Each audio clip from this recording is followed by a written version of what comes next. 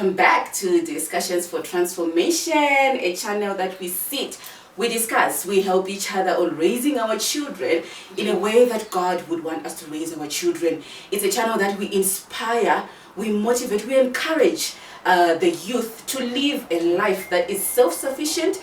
They live a life, or they learn to use also their God-given talents, so that they also become employment creators, not just to wait to be employed when they grow up. They need to use their talents, they need to use their God-given talents to also pursue their dreams. Today I'm joined with my very old friend. Yeah. I know her as Dr. Peace. Because she has been my head doctor for the past 15 years. Yeah. That's a long time. That's a long time. So yes, she is with me today, and I'm going to leave this time maybe to introduce herself. Who is Peace? Tell us who is Peace. Who is Noki? Some of you or your business partners know you as Noki. Only the closest people know you as Peace. Yes. Yeah, actually, if you know me as Peace, then you're family. So my name is Peace, or Noki. The full name is Nogutula Ngube from Zimbabwe. So I am the CEO and the founder of Noki Hair Salon, a salon that has gotten 2 awards so far, 1 international and 1 local. Wow. Best Hair Stylist. And I'm also the founder of the Namibian Hair and Beauty Awards, the first edition 2025 for this year. The first ever, and is continuing. It's not stopping there. We are continuing. We are going far. And Peace is a feisty, Very feisty, hardworking, go-getter, entrepreneur, mother, wife, and I go after everything that I want. Anything that I want, I go after it. That is Peace for you. I think that's a very good definition, or that's a very good description of you. You are a go-getter. You are a hard worker. I've seen you grow from the Unam days. Now From doing hair from people's houses. Yes. Like when I used to go to people's houses after classes and I do their hair at home, up to when they could come to me in my room. It wasn't their house. Yeah. It wasn't their house. It was a room in Katutu. Thank you. It was a room in single quarters. Now she's saying house. It wasn't a house. It was a room. And then afterwards they couldn't fit in that room. Then I had to rent a chair. Yes. And then from a chair, a room, and then finally we grew up all the way into Noki. This journey has been like 10 years old. You know, when people look at you now, they think you just woke up and you are Noki, or you are awards. No. Award winning. But we start from far. We start from hard work. work. From zero. Yes. Hard work, resilience, consistency, perseverance. Well. Yes. True, because I've seen you push. I've seen you push, and you are a living testimony to that. That hard work really pays off. Yes. Awesome. Because you remember, I started with the shiny weaves. When we're trying to do the Rihanna card, we're using the shiny Rihanna things. But they were nice at the time. I don't even have photos. I wish I had photos. And you were the best in the industry. At that time. We were coming for that shortcut Rihanna, the shiny with the synthetic. And up to now, so we've seen God. We've seen God. Yeah. The grace. The grace of God in my life, I've seen it. If I'm to get into that, I can't even start crying. I know I've seen the hand of God upon my life has been amazing. Through my thick, through my downs, through my what, but God never let me go. Not at all. Awesome. Yeah. Alright, so you have told us was Peace, and people may know you of just being a hairdresser, but they don't know your background. They don't know you are a fundi. You are a fundi. So tell us about your academic background. Okay. I have an honors degree in journalism and English from UNAM, and then I'm on my MBA management currently, and a postgraduate in community development. Because I've also put it in myself to say I want to use my talent to develop women in communities. So I'm doing this postgraduate 1 year thing, so that after I'm done with it next year I can start getting into communities to venture into helping women that don't have anything to do, and or they want something to do but they're disadvantaged in a way, and then I take them and I teach them. So that's why I had to do the course first, so I understand about community development. Wow, awesome. And what inspired you to take that path? No, I'm a very kind person. I'm a very kind person, and I believe in giving back. And I believe to the community, and I believe in helping others. Yes. So at a point where I am, I feel like I want to, every year I want to have like 5 people that I've helped and I've mentored, and then they are doing this or they are doing that in any business, or they are doing here, but after being mentored by me. Okay. Yes. Awesome. So it's my way of good giving initiative. back. Yes, to the community. Wow, that's a very good initiative, and all the best, and we'll definitely be behind you. And it's very good because there are a lot of women out there who don't even know what to do with their lives. Or they never got the chance. Yes. And then we go back to even the abused people in relationships that always say they want to leave, but they don't have anything They don't know. Yeah. If I leave, or there are others that left, they have kids and they don't know what to do. How do I take And care the of formal the kids? sector doesn't take everyone in. Formal sector is for graduates. It's only and not for even all of them. Not even not even so all of them. These other ones then are left out. So it's better to impart our talents onto them, and then we can give them something to have on. Yes, that is good. Mentorship program. Yes. Very good, very good. Well done on that one. And hopefully we'll see many women being mentored by you and growing also into this business. Awesome. So from academia to entrepreneurship, what made you to shift from academia going into business? I haven't really shifted. I didn't really shift. I actually started doing hair when I was 13, 14, from Norway. I used to do my cousins, I used to do my sisters. Like I just had an interest in just it's a gift. Yes, because I can look at something. Even that time when I was 14, if I just look at this and I call my cousin or sister, I just braid them. Even my male cousins, I remember, it was a Craig David days. Craig David. I used to do them that Craig David style from Norway. So I can't say I shifted, no, because I never stopped. Yes. I did my high school, I went to UNAM, my mom said I must go to UNAM, get my journalism degree, because I also love journalism. Yes. I love writing, I love reading, I love all that. I'm still doing part-time journalism. Yeah. So then I can't say I shifted. I can say I incorporated. And in a way, I feel like the hair story is actually what took over in a way, because the journalism is now what's part-time. Okay. So UNAM is also the same. I was doing people's hair by the loan, by the grab. I was doing people's hair. At UNAM, in a sort of. Yes. And then up until my room and all that. So I didn't stop. I incorporated everything together. I haven't stopped, no. Awesome. Because I'm entrepreneur, I'm still a journalist. I'm still doing part-time. Just last month, I did something for BBC about abortion in Namibia and all that, So I haven't, I didn't stop. It's working together. It's incorporated, it's working together. Yeah. Alright, so now how have your academics influenced the way you do your business? It has made me, I realized actually so important to be an educated hairdresser. Because the way you think, the way you function is so different. It's different. Yeah. So you learn to respect your clients. Okay. And you learn to appreciate that everyone that chooses to come to you, it's not because you're too special. They choose to come to you because they want your service. Yes. And you must give that service in a very good manner. And you must, you must also respect your clients, respect their time. Make sure your working environment is clean. Okay. Make sure your workers, I have like 4 workers under me.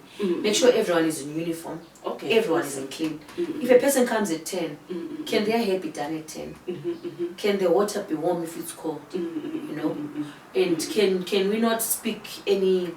I've seen other hairdressers, I won't say names, where they get into alterations with the client and they're telling the client, you can go, I can get someone else. No, you can't get someone else. That person went on your Instagram and chose to come to you for a service. So you must honor that. There is nothing special about you. You must always make sure your clients are happy. You must always make sure your clients are satisfied. And also, don't advertise lies. No, what? How do I... fake advertising, where you can take someone's picture and say this is Chichi, right? The person wants to come for for that. for chichi, and the next thing I'm putting something different. That is fake advertising. That can also kill your business. Yes. But above all, and also, don't classify your clients according to class, society class. For me, whether you are whoever, but everyone that comes to me is the same. It's special. Everyone that comes to me is special. For you to go on Instagram and choose my name, you know. And also, what I want to tell other editors out there, social media is working. Yeah. Social media is up and alive. People need to open Facebook accounts. People need to work Instagram accounts and put nice pictures, invest in nice phones where you can put your work so that your work can be seen. So I feel like all these things were contributed by the fact that I went to school. Yes. And the fact that I went to school, you know, so my mind kind of thinks differently, like not the other. Yes. So education is the foundation. It helps you open up. Yes. It opens some things and you that think constructively. Yes, definitely. And you get to grow your business because of the way you think. So the business grows because of the way you think. Because if your mind is not open up in that manner, you can even kill the business. I know you've heard of people that would say, so and so used to braid in the early 2000s, but we don't know what happened to it. That person killed their business. Yeah. So that could have been lacking. So I then appreciate my mom because she's the one who said, no, you can do your hair, but I need a degree. You need a foundation. Yes. A solid foundation. Yes. But for her, she would say like things like, no, so that you have something to fall back on. No, but I haven't fallen. I'm still here. You're still standing. But you're still appreciating because it helped. It helped a lot. You know those 4 years that you spend it, for your honors degree. Now when the way you think, even when a client is so difficult, the way you maneuver around that client. Yes. We don't get to a point where I say, no, ma'am, just stand up and go. No, go away. I want your man. Yes. Go away. You came here. You must stay. You must stay. You're not going anywhere. I'll apologize if I have to. Until we get to what you really want. Yes. But then if you're not that background, then we'll fight. Yeah. We start fighting, we start swearing. Yes. You can't do that. You can't do that. So that's how the academic background has helped me run the business. And it has also separated you. Like you were saying, some started and they fell. But you are still rising, you are still going because of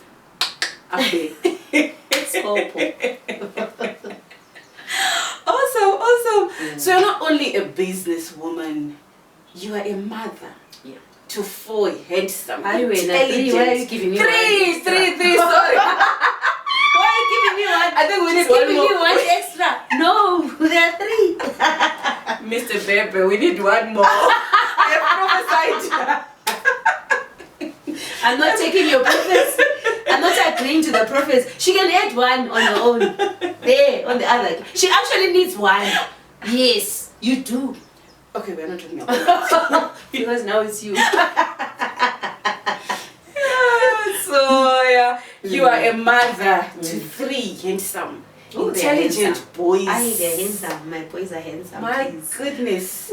Tell us about that journey. How has been motherhood? How has it been raising 3 boys, for that matter? How has been the journey? No, me, I'll be very honest. Motherhood has been difficult. I think I once told you. No, it's beautiful, yes, but it's been difficult. It's not easy. I know it's not easy. I think that's the first ever challenge that I found in my life, which is not easy. Me, I'm a person that takes on anything. I can take on any task or any whatever, and I will not fail. Okay, I'm not saying I'm failing motherhood, but I'm saying it's difficult. Yes, the boys are loving. Yes, it's beautiful to have babies and all. But raising another human being to be independent, but at the same time dependent on you. But they have their own brain. The brain that fights with you. But you're the one providing for the brain. To even wake up. But tell me why I invited you.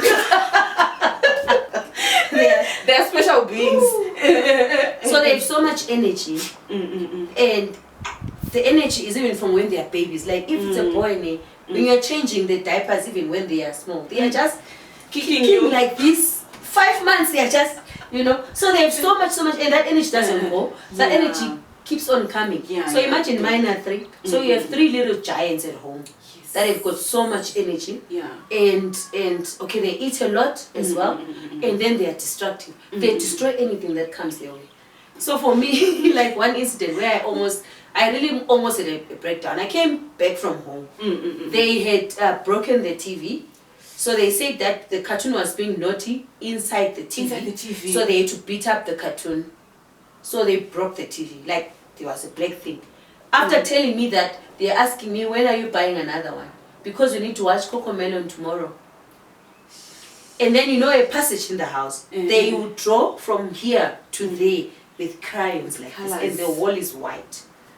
So the challenge is, we have to discipline them, but then with boys you can't keep on spanking them, because in a day, if you say Chichi you want to spank them, you can spank one person 5 times. Yes. And then they'll become rebellious. Yes. Anyway, if you continue spanking them. Yeah. So me, what I did at the end of the day, I just had a book where I would write your crimes, and then and then I would say when we get to number 5, So in 1, 2, 3, 4, and then I come to you, and then I'm like, we are on number 5. But also what I realize is you must tell them there and there when they do something wrong, because they won't know what you're talking about. Yeah.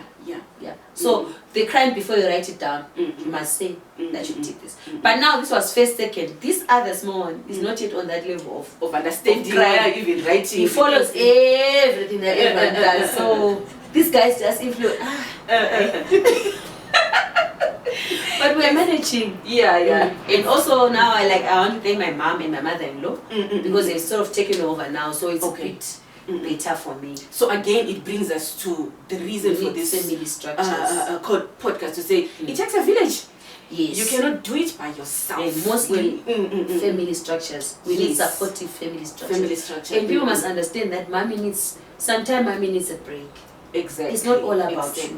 You're trying to put up all these things together and you're the only one. And everyone else expect you to be a super person. We can't be superhuman. Yes. That you must manage everything all alone. But now when it comes to these babies, you need it takes a village. It takes a village. You need everyone. You know that you live and appreciate your maid. Yes. I mean, until today, my maids, I would appreciate them more than anything, because they can take those moments a little bit for you to, even if you're angry, if the baby does that thing, then if she takes the babies away for a while, you can cool down. Yeah. But it's not easy. It's nice. For me, I've enjoyed the baby showers, the pregnancies, till after the morning after sickness, when I could eat and eat until 1 a.m. Yes. And then when they were small, 0 to 3, then after that, That's something else. But I'd love to hear about people that have girls like you. How are girls like?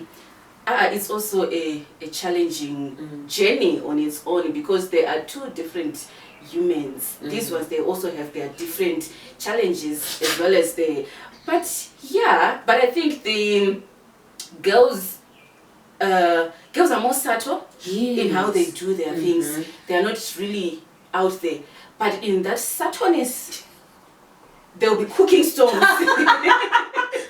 And I'm also reading this book that is Raising Boys. It's written by who? I forgot the author. And they are saying boys are neglected. Maybe you are saying because we expect boys to be out there, to be responsible, because they are male. Yes, because they are men. But we haven't put in the work. Yes. Oh yeah. So they fight a lot within themselves. They cannot speak it out. Anyway, even I can give an example maybe of teenagers. The same way the girls are developing, the boys are also developing.